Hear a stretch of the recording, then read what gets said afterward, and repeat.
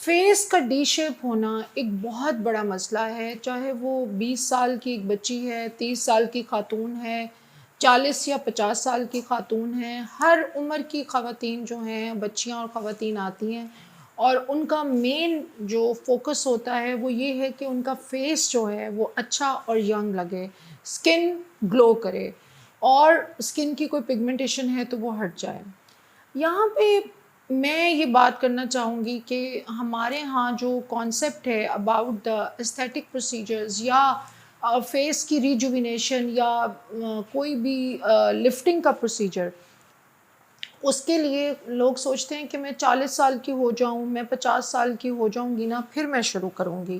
अ, अभी तो फिर मेरे पास उस टाइम पे कोई ऑप्शंस ही नहीं रहेंगे कोई ट्रीटमेंट करवाने के लिए। ये एक बहुत बड़ी मिथ है और बहुत बड़ी फ़िलॉसफ़ी है जिसने 90% ख़वातीन को उनके जो बेस्ट ईयर्स हैं, यानी आपके जो सबसे अच्छे साल होते हैं, वो होते हैं 30s and 20s and 40s। आप उन सालों में बहुत ज़बरदस्त, बहुत यंग, बहुत रिजुविनेटेड लग सकती हैं। लेकिन होता ये है कि हम अपनी जो फेस की लुक है, हमने चूँकि दिमाग में ये बात बिठाई हुई होती है कि यार मैंने जो है ना ट्रीटमेंट शुरू करने हैं,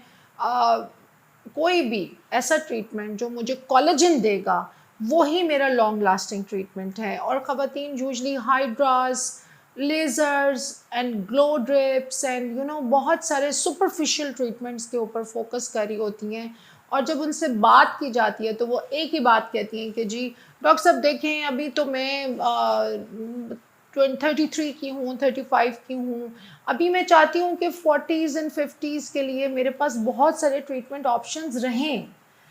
and that is a very bad myth, because आपने अगर ट्वेंटीज़, लेट ट्वेंटीज़ में आप मेरे पास आई हैं या अर्ली ट्वेंटीज़ में, कुछ फैमिलीज़ के अंदर जेनेटिकली ये मसला होता है कि उनके नेज़ोलेबियल फोल्ड बड़ी जल्दी आना शुरू हो गए। कुछ फैमिलीज़ में जेनेटिकली मसला है कि सारा फैट जो है वो यहाँ पे, इधर पॉकेट बन गई, यहाँ पॉकेट बन गई, नेक चौड़ी हो गई। कुछ फैमिलीज़ में जेनेटिकली प्रॉब्लम है कि उन लोगों की आईब्रोज़ बहुत जल्दी जो हैं वो गिर जाती हैं या रिंकल्स बहुत जल्दी आ जाती हैं। So what they do is this, that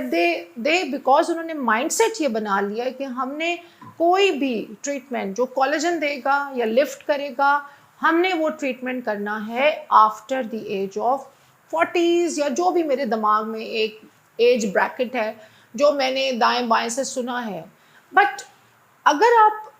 मेरे से पूछें या किसी भी एस्थेटिशियन से पूछें, तो हम आपसे ये कहते हैं कि जब आप 40s और 50s में पूरा फेस यूं लेके गिरा हुआ हमारे पास आते हैं, उस टाइम उसको लिफ्ट करने के लिए एक तो बजट बहुत ज़्यादा चाहिए होता है, दूसरा आपको जिस क्वालिटी के थ्रेड्स डलवाने चाहिए टू लिफ्ट दैट फेस, आप एकदम से उतना बजट पीएलए, पीएलएलए या बहुत महंगे और हाई एंड थ्रेड्स पे नहीं लगा सकते। इट्स नॉट पॉसिबल कि एक बंदा जो है वो वेरी वेरी एक्सपेंसिव थ्रेड्स के ऊपर लगाते भी हैं लोग, ऐसी बात नहीं है, but I am talking about the majority of the people कि एकदम से इतना बजट एलोकेट करना थोड़ा मुश्किल होता है। तो अब what is the problem? Problem ये है कि आप हम ये चाहते हैं एज अ डॉक्टर और एस्थेटिशियन और अ ब्यूटी फिजिशियन, हमारा ये होता है कि यार आप 20s 30s 40s में अपने कपड़े पहने, आप ज़्यादातर फाउंडेशन फ्री रहें, कम से कम बेस लगाएं, थोड़ा सा सन ब्लॉक लगाएं, and you are good to go, and you have a glowy lifted skin and you enjoy your best years at your best potential. तो होता क्या है कि ओरिजिनली ये हो रहा होता है कि हम वही पैसे बहुत ज़्यादा कपड़ों पे, मेकअप्स पे, पार्लर्स पे या ब्रांड्स पे या घर की शॉपिंग्स पे या क्रॉकरी पे या डेकोरेशन पे, कहीं ना कहीं पैसे तो लग रहे होते हैं। ऐसी बात नहीं होती कि आपके पास होते नहीं हैं। आपका जो प्रायोरिटी लेवल है, the way you want to spend that money, that is changed, because आपने सोचा है कि यार अभी मैंने ऐसे ट्रीटमेंट्स नहीं करने और मैं ये ट्रीटमेंट्स जो हैं जो कोलेजन देते हैं, जिसमें टॉप ऑफ द लाइन है non invasive PDO threads, and they are threads are my favourite topic. Threads बहुत खूबसूरत चीज़ है और इससे लोग बहुत ज़्यादा डरते हैं और जब वीडियो शीडियो देखें तो डर लगता भी है। लेकिन जो